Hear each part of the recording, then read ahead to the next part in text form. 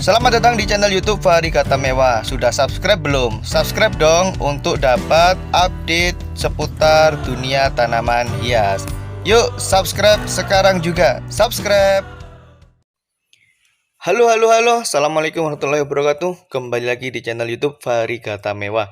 Di kesempatan kali ini saya akan membahas keseharian para pemilik tanaman hias. Nomor 5 yang paling membagongkan. Jadi simak sampai akhir, teman-teman bisa mungkin dirasain yang juga punya tanaman hias, apakah sama kesehariannya, apakah mirip-mirip kesehariannya. Keseharian yang belum disebutkan bisa juga dituliskan di kolom komentar. Pokoknya nomor 5 membagongkan. Inilah dia keseharian pemilik tanaman hias. Yang pertama adalah meracik media tanam sendiri. Ya kan? Kalau kamu gimana? Kalau kamu apakah biasanya beli media tanam sudah jadi atau meracik media tanam sendiri? Kebanyakan pemilik tanaman hias itu tidak cocok beli media tanam. Mereka suka meracik sendiri. Dan itu juga kebiasaan kami. Kami lebih suka meracik sendiri karena dengan meracik sendiri kita bisa lebih komplit memenuhi kebutuhan nutrisi tanaman hias kesayangan kita.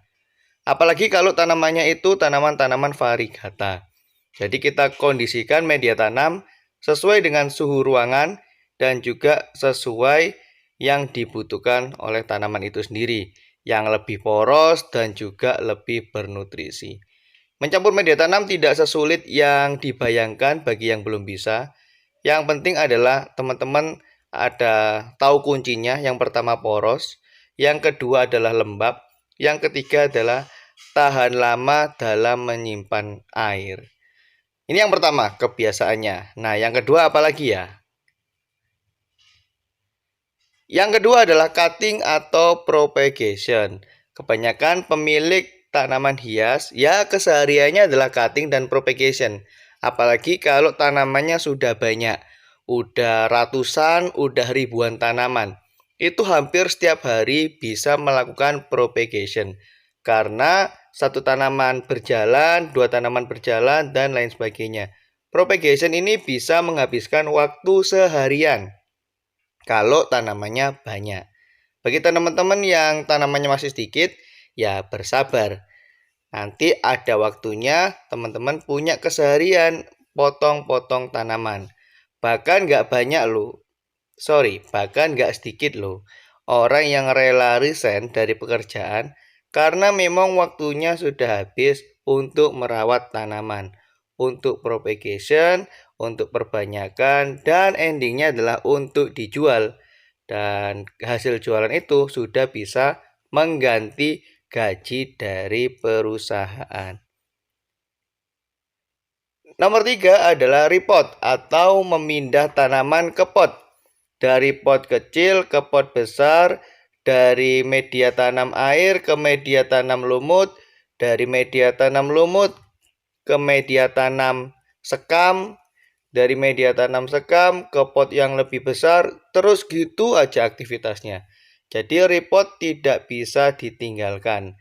Karena semakin besar tanaman, semakin rimbunnya akar, membutuhkan pot yang lebih besar. Kalau potnya terus kecil, maka performa dari tanaman itu tidak bisa maksimal. Kenapa? Karena nutrisinya terbatas di ukuran pot.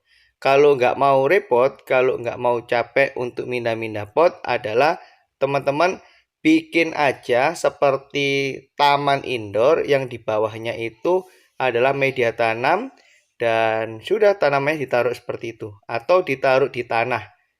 Kalau ditaruh tanah nggak perlu ngepot karena akarnya itu bisa leluasa ke sana kemari sehingga tidak perlu menambah nutrisi dengan meluaskan media potnya.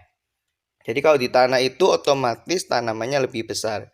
Kalau nggak percaya teman-teman bisa cari, mungkin punya relasi, mungkin punya kolega, atau mungkin cari juga di YouTube. Banyak kok tanaman yang ditaruh di tanah itu daunnya lebih gede, lebih segar daripada tanaman yang ditaruh di pot. Kenapa? Ya karena luasnya media itu sendiri berpengaruh terhadap si tanaman. Kayak gitu ya. Ayo, siapa yang punya kebiasaan repot? Atau mungkin sebaliknya, males untuk repot. Jangan males-males ya, karena repot ini sangat penting dan sangat dibutuhkan oleh tanaman itu sendiri.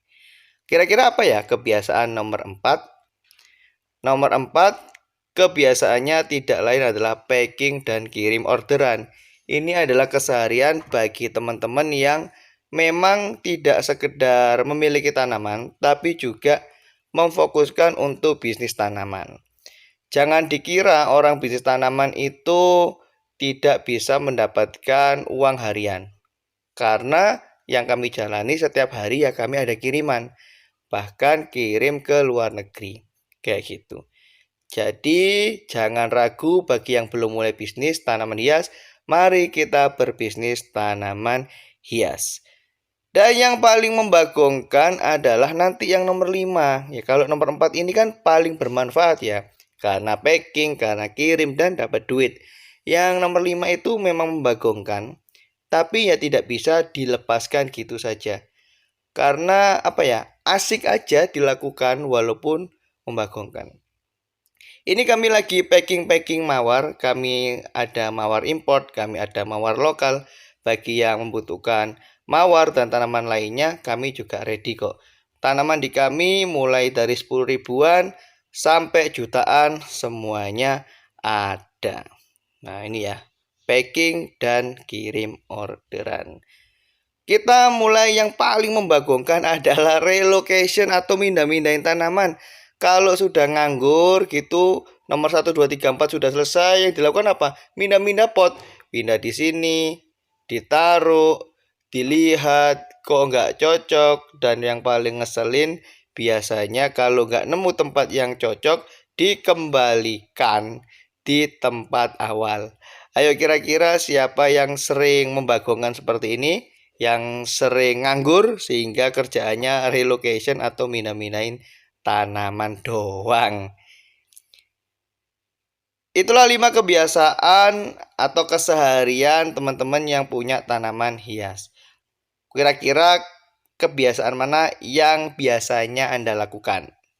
Atau bagi Anda yang mungkin mau memulai bisnis tanaman, kira-kira tertarik nggak di tanaman itu ya gitu-gitu aja ya, kerjaannya cutting, kerjaannya nyiram, kerjaannya itu mindahin pot, kerjaannya mindah lokasi, kerjaannya packing dan kirim tanaman.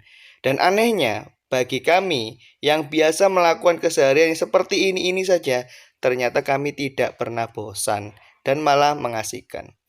Oke, demikian videonya, mudah-mudahan bermanfaat. Jangan lupa subscribe. Assalamualaikum warahmatullahi wabarakatuh.